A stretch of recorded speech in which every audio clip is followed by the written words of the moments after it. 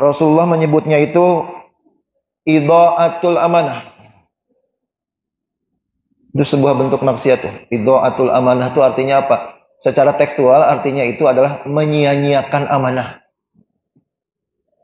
Apa itu maksudnya ya? Persisnya seperti apa idha'atul amanah itu? Menyia-nyiakan amanah itu. Kita baca hadisnya nih. Hadisnya Sahih Bukhari dan riwayat-riwayat lain. Saya ambil di Sahih Bukhari saja. Sahih Bukhari nomor 59 dari Abu Hurairah. Bainama Nabi sallallahu alaihi wasallam fi majlisin yuhadditsul qauma. Suatu hari Rasulullah lagi duduk bersama para sahabatnya. Ya. Di tengah-tengah para sahabat, maksud kaum di sini adalah para sahabatnya umat Islam. Ja'ahu Arabiyyun faqal, mata sa'ah. Tiba-tiba datang seorang Arabi. Arabi itu orang Arab yang tidak tinggal di Madinah. Orang Arab tinggal di pinggiran, di kampung. Sehingga ketemu Rasulnya juga jarang, jauh. Di dusun, di luar kota Madinah. Datanglah orang Arab kampung ini ke Rasulullah, kemudian bertanya, mata sa'ah ya Rasulullah, hari kiamat itu kapan terjadinya?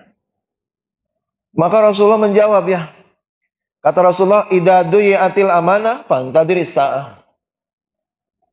Kalau sudah terjadi idha'atul amanah, kalau amanah sudah disia-siakan, maka tunggulah hari kiamat pasti akan terjadi segera.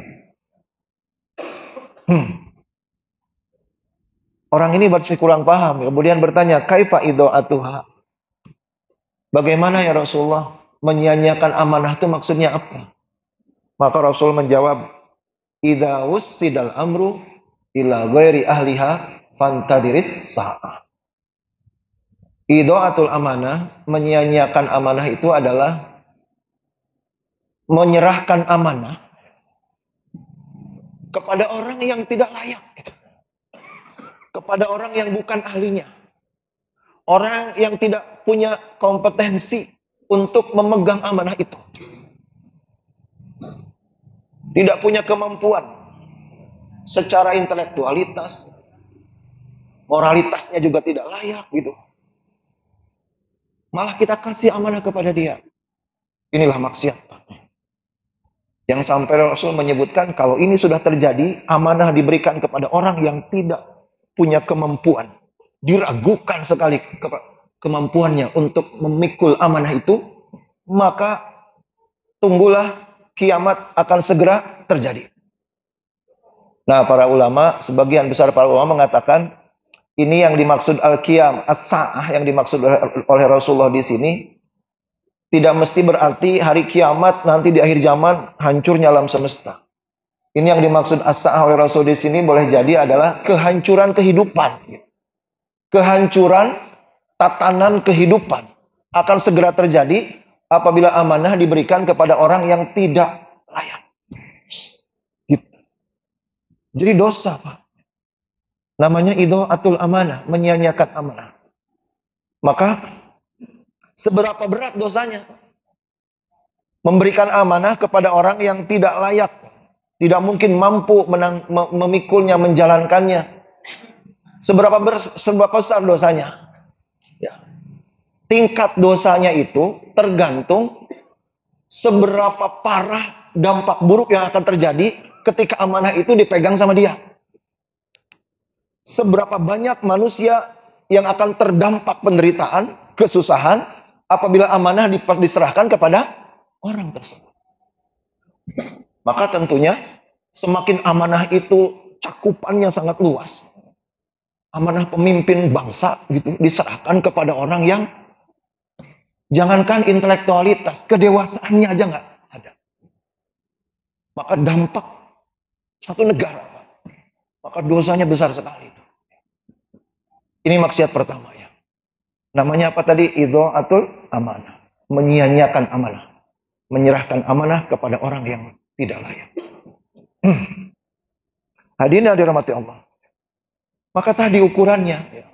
Memilih pemimpin itu sama dengan sifat-sifat Nabi, kata para ulama ya. Fatona, amanah, fatona, kejujurannya, kecerdasannya. Sama dengan siddiq, tabligh ya. Kalau bahasa kita sekarang itu ya intelektualitas, kecerdasan, moralitas, akhlak gitu. Kemudian pengalamannya. Jangan malah memilih menyerahkan amanah kepada seseorang dengan tolak ukurnya bukan kesalehan, bukan kecerdasan, malah hal-hal yang lain gitu. Ah, saya milih yang ini satu suku sama saya, kesukuan itu namanya. Tidak ada satupun petunjuk dalam Islam memilih pemimpin atas dasar kesukuan. Ini satu alma mater sama saya, sama-sama satu kampus dulu. Nggak ada kayak gitu. Apalagi tolak ukur yang nggak rasional. Contoh, ini milih yang ini aja, balihonya paling gede. Justru yang balihonya paling gede itu yang paling harus kita curigain. Dari mana duitnya itu? Kan bahaya kalau duitnya dari cukong. Nanti kalau dia jadi pemimpin, jadi penguasa, cukong yang ngedanainnya minta apa nanti? Minta imbalan. Gitu. Ya. Maka pilih pemimpin bukan yang paling bagi-bagi, Pak. Milih pemimpin justru yang paling tidak ada dana. Berarti dia tidak dimodalin sama